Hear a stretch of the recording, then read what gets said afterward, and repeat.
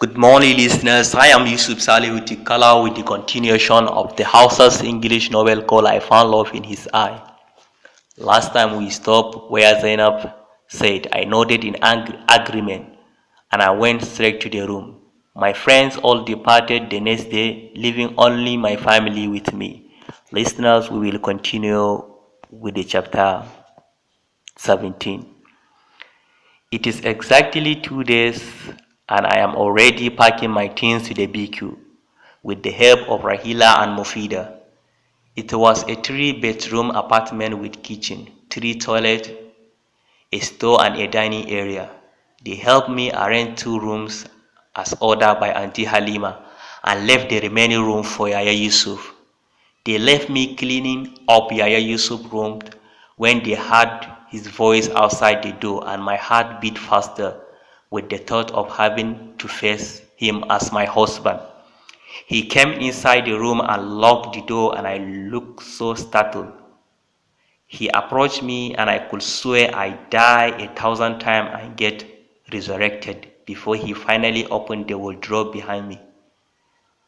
I sighed relief because I could swear he was going to touch me, and I was already closing my eye and having chills all over my body. He brought out 2 clothes, a blue and a white kaftan. Which do I put on today? He asked.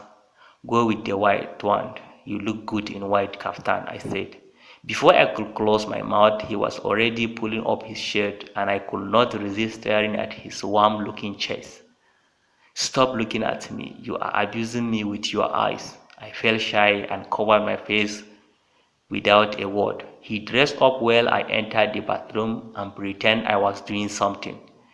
I came out and he was already gone. I sat on the bed and Ismail's memory came back fresh. I miss him and I could not stop thinking the fact that I was supposed to be with him now as my husband. I like Yusuf, but I love Ismail more. After eating dinner in the main house, Uncle Sunusi summoned us with marital lectures. It was a long one, but it worth every minute of our time. Auntie Halima and others escorted me to my little wall. I sat and waited for Yusuf that day, but he came in late when I started dozing in the parlor. He sat on the floor and I could feel his stare through my soul. Madam, I know that you are not sleeping, he said, sitting beside me. I wanted to deny, but my eyes were already twitching non-stop. I opened them and he burst into laugh. Let go and pray, he said, standing on his feet. He pulled me up and straight to my room. We performed ablution and prayed together. We seek Allah's Rahmah blessing and nur in the journey we are about to begin. He went to the kitchen and came back with a nylon of chicken, yogurt and soft drinks.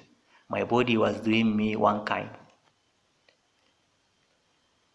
On a more serious note, I was more scared than ever. He started eating and I could barely eat a piece of the chicken, not even drinking the most favorite thing on earth to me, which is yogurt. Eat well. I don't want you to sleep with hunger. Don't worry, I will not touch you today. I may not even touch you tomorrow or next. I cannot do anything with you, not until you are with me physically and emotionally. I nodded my head and he fed me well and saved me the stress of eating by myself. He will give me to eat and then complete every piece that I started eating until I could eat no more. He left the yogurt with me and went outside my room. I waited if he will come back, but he did not. I guess he slept in his own room. It has been a week after greeting them in the morning. Blessing will follow us with our breakfast, lunch, and dinner. Mufida and Rahila were always out in our little world to gist and laugh, and I will always excuse themselves whenever Yaya Yusuf was around. He will not allow me to eat by myself. He always fed me until I am satisfied, but does not sleep in my room. Ismail thought diminished day by day from my mind, and I was becoming more attached to Yusuf because of the love he showed me. It has been 2 months and we have not consummated the marriage. I became worried and I needed nothing other than being one with Yusuf. He will gist me and crack joke. He fed me for days and still counting since when we started living together as couple. We do go to office together and come back earlier than him always. I went to the parking space and I noticed someone like Ismail approaching me.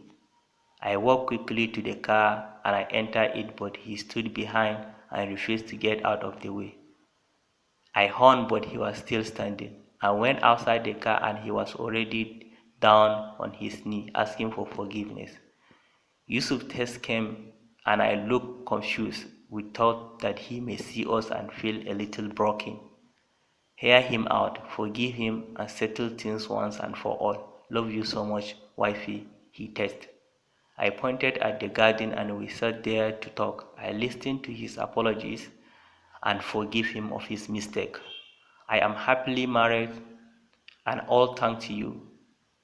You do not expect me to leave my few months married to be with you, don't you? I asked him. No, that is not it. I am really happy for you.